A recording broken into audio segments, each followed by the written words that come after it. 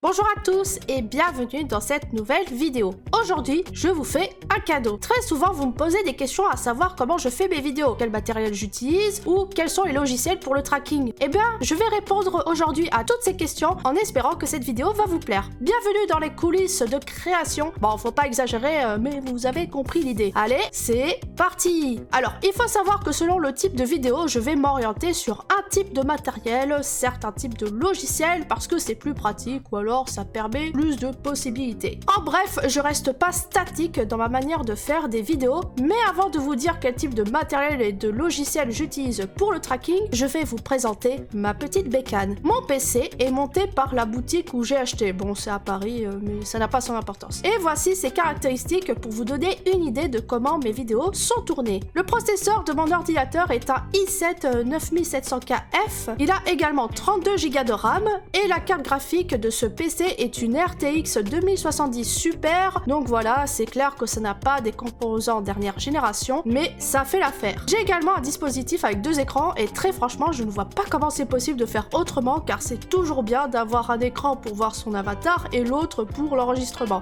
Chacun fait ce qu'il veut, mais je vous recommande vivement, que vous soyez VTuber ou non d'ailleurs, d'avoir au moins deux écrans pour avoir l'œil sur plusieurs choses en même temps. Pour ce qui est du record, donc quand j'enregistre les vidéos, bien que mon PC est correct, il faut savoir qu'il y a un petit changement par rapport à avant, parce que avant j'utilisais uniquement mon PC et ça fait plusieurs années que je l'ai. Mais le problème c'est qu'il ne me suffit plus pour enregistrer mes vidéos. En ayant refait mon décor sous Unreal Engine, j'avais envie d'enregistrer mes vidéos en 1080p et 60 fps alors que j'étais plus sur du 30 fps. Mais le problème c'est que mon décor Unreal Engine est lourd et mon processeur prend méga cher quand je veux enregistrer du 60 fps. Du coup j'utilise mon ordi principal pour faire tourner le moteur de jeu et j'utilise un autre PC pour juste lancer OBS et faire l'enregistrement.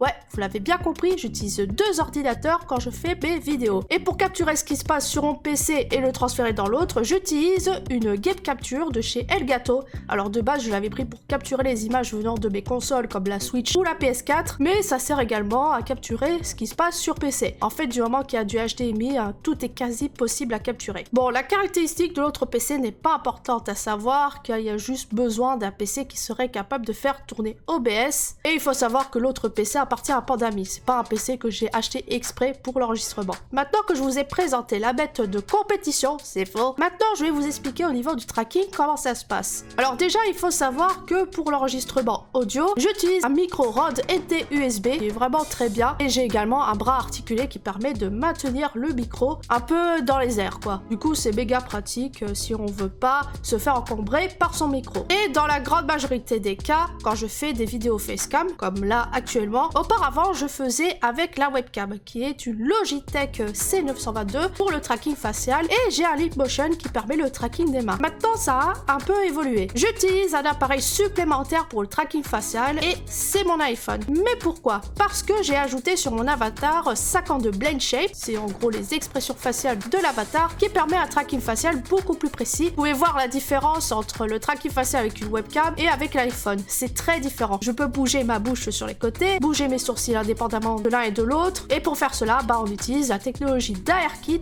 technologie de chez Apple en termes de réalité augmentée. Et c'est pour ça que ça existe que pour iPhone. Voilà. Alors en équivalent Android, je ne sais pas s'il y en a. En tout cas, j'ai cherché de mon côté, j'ai pas vraiment trouvé. Il y avait un outil qui existait, mais le problème c'est que le service s'est arrêté. Donc ne me posez pas la question de comment faire sur Android. Franchement, je ne sais pas et je suis navrée. Et vu que je tourne sur Unreal Engine, du coup la tâche se complexifie. Si vous n'utilisez pas du tout Unreal Engine, vous en faites pas, la méthode sera un peu différente, mais je vais tout vous expliquer. Vu que j'ai un avatar avec 52 Blend Shape, je vais dans un premier temps utiliser VCFace. Et j'utilise la webcam, c'est pas pour autant que j'ai abandonné ma webcam, pour le tracking des mouvements de la tête, mais pas du visage. Attention, c'est vraiment différent. Dans VCFace, je couple le tout avec le Leapmotion, toujours, qui est un petit boîtier qui permet le tracking des mains. Donc c'est grâce au Leapmotion que mes mains bougent. Et je vais envoyer toutes les données de tracking dans Unreal Engine avec un protocole qui s'appelle le VMC protocole. Vous l'avez dans les options de VCFace. Dans Unreal Engine, si je mets que ça, mon corps va bouger, mais pas mes expressions faciales. Mais c'est parce que j'utilise une technologie d'Unreal Engine vraiment propre au moteur de jeu qui permet de le faire, et c'est Live Link Face. C'est une appli qui sert uniquement à Unreal Engine et qui sert à traquer les mouvements du visage et d'envoyer les données de tracking dans Unreal Engine. Ainsi, en rassemblant les données de tracking de VCFace et ceux du Live Link Face, Face, j'ai mon avatar qui bouge à la fois avec son corps et son visage. Voilà, c'est comme ça que je fais dans 99% des cas dans mes vidéos. Si vous n'utilisez pas Unreal, vous avez la possibilité de faire du tracking avec iPhone dans VCFace avec VTube Studio. L'idée est que vous pourrez envoyer vos données de tracking via l'application et de ramener tout ça dans VCFace. Alors, je sais que VTube Studio, c'est de base pour la 2D, mais je vous assure que ça marche avec les avatars 3D si vous importez uniquement les données de tracking. Faites-moi confiance. Ça sera avec une connexion internet, bien sûr, et il faut utiliser cette option si on veut le faire. Si je veux être debout dans mes vidéos et me voir bouger en entier, il faut savoir que j'en ai tout à fait la possibilité, car j'ai le Full Body Tracking VR. Et ça va se faire avec un HTC Vive et 3 trackers Vive qui sont respectivement à chaque cheville et au niveau des hanches. Grâce à ce setup,